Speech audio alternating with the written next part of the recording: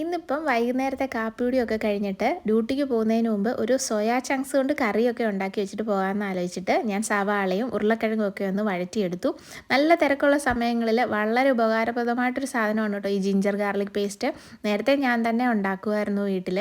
വെളുത്തുള്ളിയും ഇഞ്ചിയും ഒക്കെ ചേർത്ത് അരച്ച് ഒരു ഗ്ലാസ് ജാറിലാക്കി വെക്കും. ഇപ്പം സമയം കിട്ടാഞ്ഞിട്ടോ മടിയോ എന്നായെന്ന് പറയാൻ പറ്റത്തില്ല. എന്നാണല്ലോ ഇപ്പോൾ കടയിൽ നിന്ന് മേടിക്കുകയാണ്. 1-2 തവണയായിട്ട് ഇപ്പോൾ കടയിൽ നിന്ന് മേടിച്ച് അതിപ്പോൾ ഒരു ശീലമായി.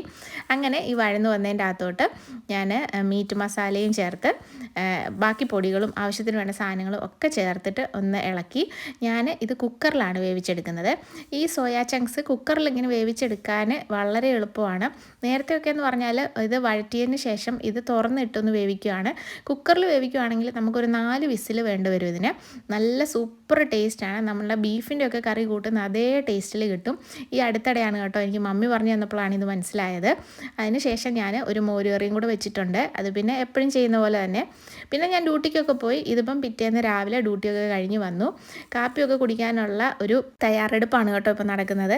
ഞാൻ ഓർത്തു അപ്പവും സോയാ ചങ്ക്സിൻ്റെ കറിയും കൂടെ സെറ്റ് ആകുമായിരിക്കുമെന്ന്. പക്ഷേ ഇവർക്കപ്പം മുട്ടക്കറി വേണമെന്ന് പറഞ്ഞതുകൊണ്ട് ഏതായാലും മുട്ട പുഴുങ്ങണം രാവിലത്തെ കാപ്പിക്ക്. അതൊരു സ്ഥിരം പരിപാടിയാണ്. അപ്പോൾ പിന്നെ എന്നാൽ മുട്ടക്കറി ആക്കിയേക്കാമെന്ന് വിചാരിച്ച് നല്ല പാലപ്പവും മുട്ടക്കറിയും കൂടെ എടുത്തിട്ടുണ്ട്. അതൊക്കെ ഇന്ന് ഞങ്ങൾ കഴിച്ചു. പഴയ ഏതോ ഒരു സിനിമയും ടി വിയിൽ ഇട്ടിട്ടുണ്ടായിരുന്നു.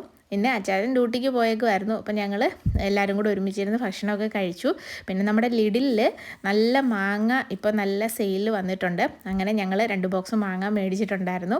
അത് നല്ല ഉപ്പും മുളക് പൊടിയൊക്കെ ഇട്ട് നല്ലതായിട്ടൊന്ന് പുരട്ടി എടുത്തിട്ട് കഴിച്ചു. നല്ല മുളകിട്ട മാങ്ങയൊക്കെ കഴിക്കുന്നത് കാണിച്ച് മിൽക്കായ ഒന്ന് കൊതിപ്പിക്കാമല്ലോ എന്ന് വിചാരിച്ച് വീഡിയോ കോൾ ചെയ്തപ്പം അവിടെ നിന്ന് ഹെസാപ്പ് ചെയ്താണ്ട് ഞങ്ങളെ ചിരിച്ച് കാണിച്ച് മയക്കി ഞങ്ങളെ അവിടെ ദേണ്ട് എത്തിച്ചിട്ടുണ്ട്. പെട്ടെന്ന് ഞങ്ങൾ റെഡിയായി അവിടെ വീട്ടിലെത്തി. പിള്ളേരെയും കൂട്ടി ഹെസുക്കുട്ടനെ കാണാൻ പോയാൽ അവനെ ഒന്ന് എടുക്കാൻ പോയിട്ട് ഒന്ന് തൊടാനുള്ള അവസരം പോലും ഇവന്മാർ രണ്ടുപേരും എനിക്ക് തരാറില്ല. ഇവർ രണ്ടുപേരുടെയും കയ്യിലായിരിക്കും അവന് മാറിയും തിരിഞ്ഞുമൊക്കെ.